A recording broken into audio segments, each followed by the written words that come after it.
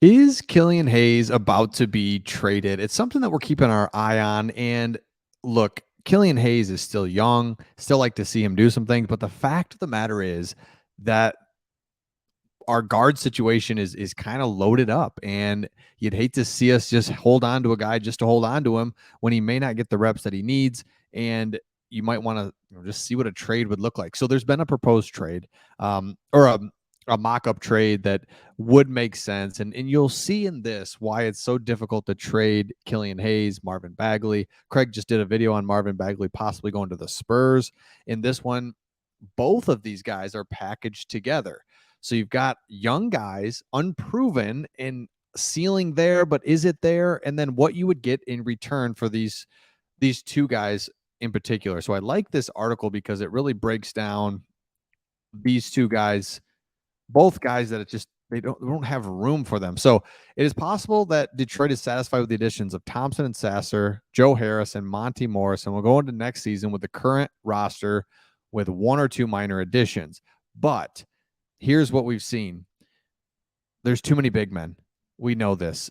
Jalen Duren, Isaiah Stewart, Marvin Bagley, James Wiseman. So are all those guys going to play? Probably not. There's a guy that we could probably get rid of. Same with the guard situation. Cade Cunningham, Ivy, Burks, Morris, all good. And then you've got Killian Hayes, Sasser, and Joe Harris. Joe Harris I like, but it's these two. Sasser and Hayes are about the same age, so they're about the same, not the same player, but I mean they're young. What do they got, right? So Killian Hayes has been here. He was the 7th overall pick, so I think we really expected more of him. We wanted to see exactly what we see right from Thompson, where it's like Thompson's just got it and you could see it right away. That just hasn't happened with Killian Hayes, but we've looked at articles, we've looked at stats, and it shows that really NBA players really take off. I don't care who you are in your 3rd or 4th season, you take off like no other. Points per game, rebounds, the whole thing. So to just give up on Killian Hayes is a tough pill to swallow, but at the same time, we just have a lot of guys that could play, and it's not like you're giving up minutes by getting rid of Killian Hayes. So let's take a look at the trade, and then we'll see if it makes sense and what it looks like. So the Detroit Pistons have an open roster spot plus a two-way deal, so they could swing a trade that brings back one more player than they send out. So here's the trade: Marvin Bagley, Killian Hayes. I like that we're doing this exercise just to see, hey, there's two guys that we have excessive bodies at the position. Let's package them together. What happens? You get Flynn, Otto Porter Jr., Thaddeus Young, and a couple 2nd-round picks. You let me know in the comments about this trade and if you would do it. For the Pistons, you unload Bagley and Hayes. 2 young players, still unfulfilled talent for 2 veteran power forwards and another backup guard and 2 2nd-round picks. The backup guard and the 2 2nd-round picks, who cares? The trade would be giving up 2 players who are 24 and 21 for guys that are older and, quite frankly, can't stay healthy, aren't that great. So you're kind of just giving away guys. Now it'd have to come down to contracts and money. And are they, the expiring contracts? What do their deals look like? I don't know if it goes into that, but let's just look at the grading the trade on this.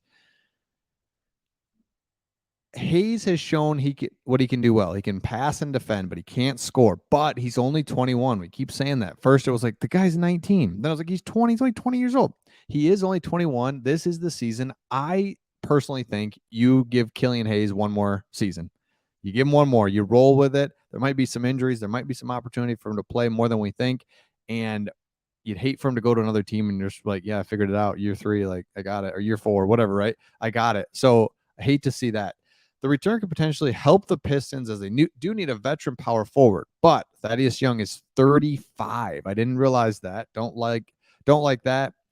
You're just 35, and we know in the NBA game and the NBA players, you at about 35. I mean, it's not a slow decline. It's like you're just done in the NBA. So Thaddeus Young could just hit that at any moment where he's just done. Otto Porter Jr. He's only 30, shoots 40% from long range. Awesome, but he can rarely stay healthy. Look at his games in the last 4 seasons. I mean, it just shows there's something up there, and it's just hard to take a guy, again, 30-year-old, 40% from long range, sign me up. But if he can't play and he's just had a history of injuries, I mean, it'd be one thing if it was 1 season or 2, but, he had 63 there. I guess that's pretty good. But 3 out of his last 4 seasons hasn't been played at all. And then Flynn would be buried on the depth chart, unlikely to play as the final guard spot. So, and you got 2 picks. I don't like this trade. I don't. If for me, you know what? Keep them. You know, unless you can absolutely get something worth value, keep these guys. They're young enough, and we just keep looking at. We've looked at a couple different guys from superstars all the way down to just average players. Your first season at NBA, struggle. Second, you start figuring out. Third, you pop. We know that Killian's in year 4, so he has to pop here, but you'd hate to send him away to a team and and he has it figured out.